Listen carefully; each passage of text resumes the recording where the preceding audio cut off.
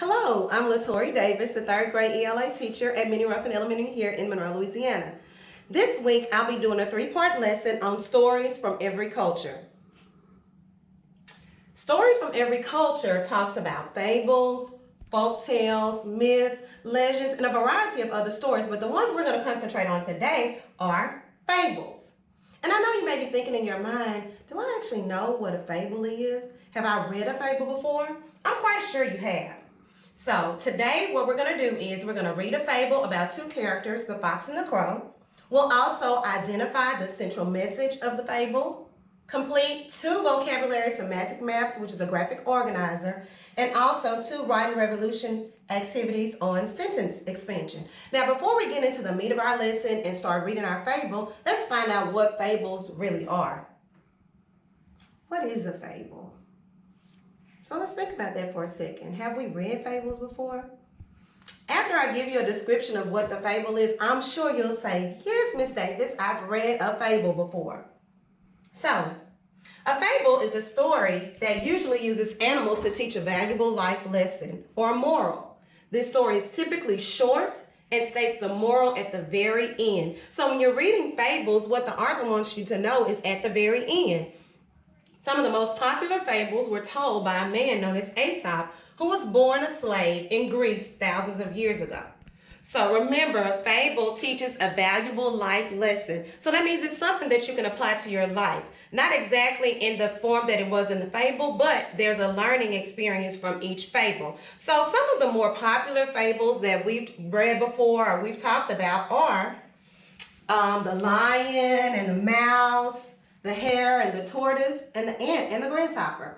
So as we go on, today we're going to read a specific fable, and the title of that fable is The Fox and the Crow. So I'm going to read, and as I read, you read along with me. One bright morning, as the fox was following his sharp nose through the woods in search of a bite to eat, he saw a crow on the limb of a tree overhead. This was by no means the first crow the fox had ever seen. What caught his attention this time and made him stop for a second look was that the lucky crow held a bit of cheese in her beak. So let's just think about what's happening here. So the fox is minding his own business, traveling through the woods. He's hungry. He's searching for something to eat. So what catches his attention is the smell of some cheese, and the crow has the cheese. So let's continue with this story. No need to search any farther, thought the sly master fox. Here is a dainty bite for my breakfast. Up he trotted to the foot of the tree in which the crow was sitting, and looking up admiringly, he cried, "Good morning, beautiful creature." The crow, her head cocked to one side, watched the fox suspiciously, but she kept her beak tightly closed on the cheese and did not return his greeting. So here we see that the author is telling us that this fox is what? Sly. So think about a sly person. What happens with a sly person? They're always trying to do what? Run tricks or try to get over. So we're going to see what this sly master fox is up to. What a charming creature she is, said the fox. How her feathers shine. What a beautiful form and what splendid wings. Such a wonderful bird should have a very lovely voice, since everything else about her is so perfect.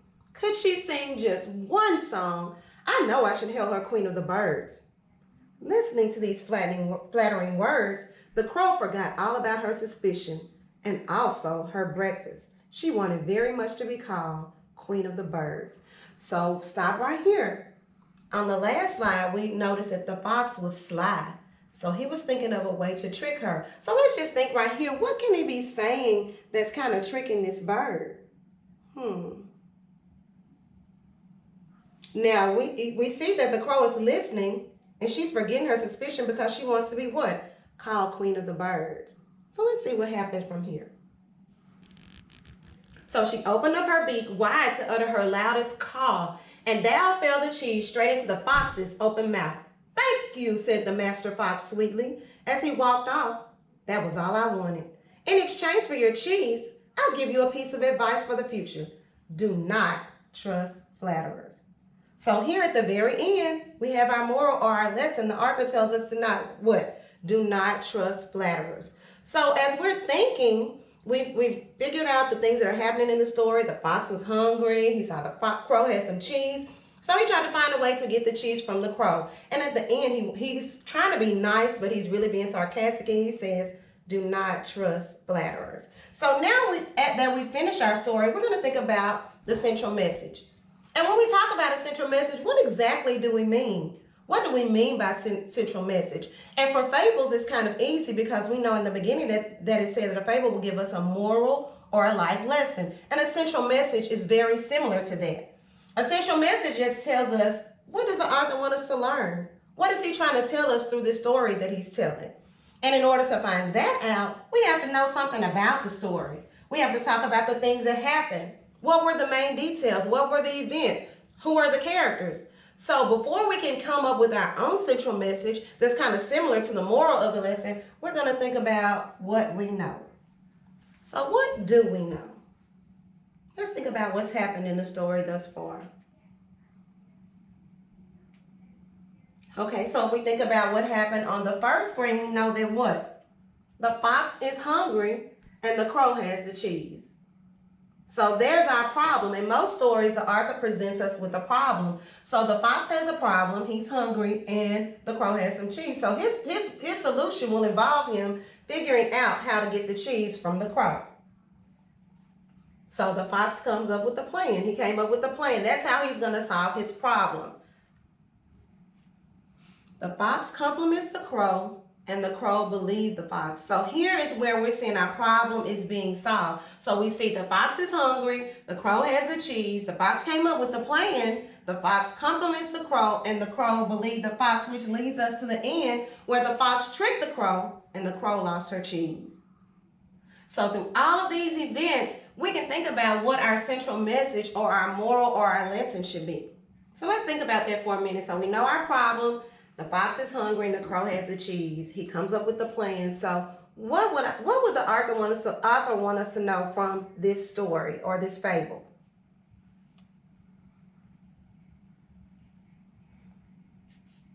Our central message, our moral, or our life lesson, you cannot believe everyone that flatters you. Because there's going to be a lot of times that people tell you a lot of things that may or may not be true. So you got to really think about what that person and what their motive is for telling you those things. So most of the time when someone flatters you, they don't really mean what they say. So now that we've gotten our central message, we've got our life lesson, our moral from this fable, let's go into more details about some of the words or the terminology that the author used in this fable. So the first word we're going to use on our semantic map, which is a vocabulary graphic organizer, where most of the time when we see words that we don't know in a story, the first thing we want to do is grab a what? Dictionary. So sometimes we have to think outside the box and say, you know what? I can use context clues or I can reread to figure out what the meaning of that word is. So here's something from the fable that we can use to help us with determining the meaning of the word flatter. Thank you, said Master Fox sweetly as he walked off. That was all I wanted. In exchange for your cheese, I will give you a piece of advice for the future. Do not trust flatterers. And we see here that the author used the word flatterer, but we're going to use the root of that word flatter. Okay? So let's think about that. What does this word mean? Do not trust. So if you're not trusting what they're saying, what do you think it could possibly? They're trying to say something that they really don't mean. So a lot of times when we see this, what does the word mean? The first thing we want to do is do a dictionary word. But if you read in context and use those context clues, it provides a deeper meaning when you're able to come up with a meaning that's something familiar that you would understand. So what clues help us determine the meaning? We looked into this and he said, what? That was all I wanted. So that means he didn't really mean what he said. He was just saying something to get what he wanted. So after hearing this, he says something that he really doesn't mean. What does this tell us about the fox? About this character, the fox? What does it tell us? He is sneaky and does not tell the truth. So a lot of times when people want to get something from you, they try to be real sneaky. So that's what happened with the fox in this story, the fox and the crow. He wanted that cheese really, really bad. So when we get to this part where it says similar words, a lot of times we want to think about synonyms. But we're not actually talking about synonyms just yet. We're talking about similar words that may have like the root of the word flatter in it as well. So here are some examples of some similar words. We have flatters with an S, flattered with an ED, flattering with an ING, and flatterer, which is a person, just like in our quote. Now, synonyms, this is where we get into the part where we really are thinking about words that can mean the same. So what is a word that can mean the same as flatter or saying something I really don't mean? I bet you we do this to our parents a lot, students. We try to do what? Charm them. We might say, oh, Mom, your hair looks so nice today, just so we can get an extra snack or something. So that's called charming. Or another thing we probably do is what? Sweet talk. My kids do this all the time. Even my students do this. Oh, Miss Davis, you look so nice today. Can I such and such? And I'm like, okay, even though I might not look my best, but we all love compliments. And that's how the fox was so easy to trick the crow, because we all like compliments in the end. Now, antonyms, that means the opposite. So if I'm not charming you or sweet talking you, I may be insulting you. And that's something that we really should not do, because it's really not nice anyway. Or if I don't insult you, I might what? Offend you. So these are the opposite. Insult and offend are the opposite of charming and sweet talking or flattering someone. So now we're going to move on to another word that we're going to look at in a vocabulary semantic map is suspicious. Now we've heard this word quite a few times. So the crow, her head cocked on one side, watched the fox suspiciously, but she kept her beak tightly closed on the cheese and did not return his greeting. Now, the word that they use in this quote is what? Suspiciously. But we're looking at the roots of the word suspicious. So, if the crow was watching the fox suspiciously, what do we think this word could mean? If we read it in context, what kind of meaning could we come up with for the word suspicious? Not trusting. So the crow really doesn't trust the fox. That's why she's watching him suspiciously, and she kept her beak tightly closed. So what clues help us determine the meaning? Well, it said it right in the quote that she watched the fox suspiciously. She watched him suspiciously. So what does this tell about this character, which is the crow? What do we know about the character from her not trusting and watching the fox suspiciously? She doesn't trust the fox. She doesn't trust the fox because if we think about it, would a fox and a crow really be friends? I don't think so, because that's a bird and a mammal, and they probably are predator and prey in other things besides this fable. So now some similar words to suspicious is one that we've already used, which is suspiciously, and another one is unsuspicious, not suspicious. Now back to synonyms again, words that mean the same. Unsure. If you're suspicious about someone, you're not trusting them, so you're kind of unsure about them or their motives. Another word that can be the same as synonyms, doubtful. If you're suspicious about someone, you're probably doubtful about their intentions or what they are saying or doing to you. Okay, another one, antonyms, which mean the opposite. This is kind of easy. So if you're not suspicious of anyone, you're basically trusting them. So trusting is the antonym. Now, we've done 2 vocabulary semantic maps, so now we're going to move on into a different activity where we take something from the story and we expand on it. So it's called sentence expansion, and it's one of the writing revolution techniques. So we start in sentence expansion. We're taking a small sentence, which is our kernel sentence, very short, very bland. He stole it. And we're going to expand it using the information that we know from the fable, The Fox and the Crow.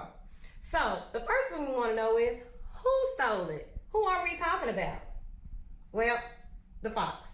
And remember, in writing revolution, whenever we see dotted lines, it does not have to be a complete sentence or a complete thought. You can use abbreviations, or you can use small words, small little choppy words, just so you understand what you're actually talking about. So who in this sentence is the fox?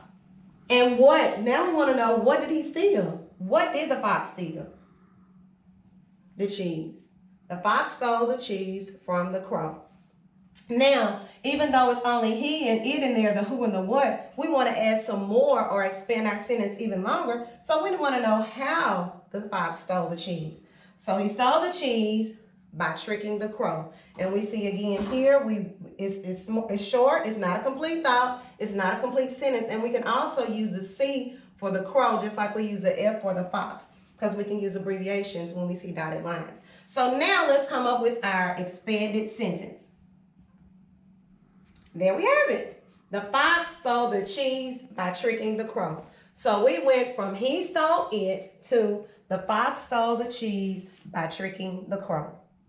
Now we're going to do one more of these, one more sentence expansion, because I really like sentence expansion. I love making this. And this is going to help us with our writing when we need to add more details, or when your teacher tells you, take this back and add some more. So you can look at your sentence and be like, okay, well, what kind of questions can I ask to expand my sentence? So here's another one.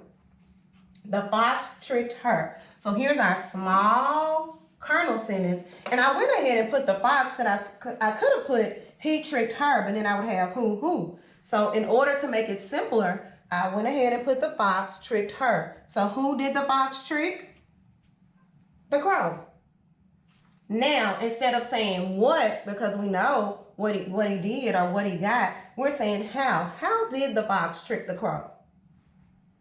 By flattering her. So now if we take all the information we got from those two sentences and add it with our kernel sentence, we have our expanded sentence. The fox tricked the crow by flattering her. So sentence expansion is very important when we're doing with writing. When we're writing about just about anything, we can take those details or add more details to expand a small thought into a larger thought or a more detailed thought. So, as we close our lesson, in this lesson you learned how the fox tricked the crow. You also identified the central message, you defined a word in context, and you also expanded a sentence. So these are some things that we will basically be doing in the next lessons, or something maybe a little different. But I also included a website if you would like to read more fables. It's http://aesop/001.html. And that's all for today, all that we're going to talk about our fables. I hope you have enjoyed this lesson, and I look forward to seeing you for part 2 on folktales. Bye!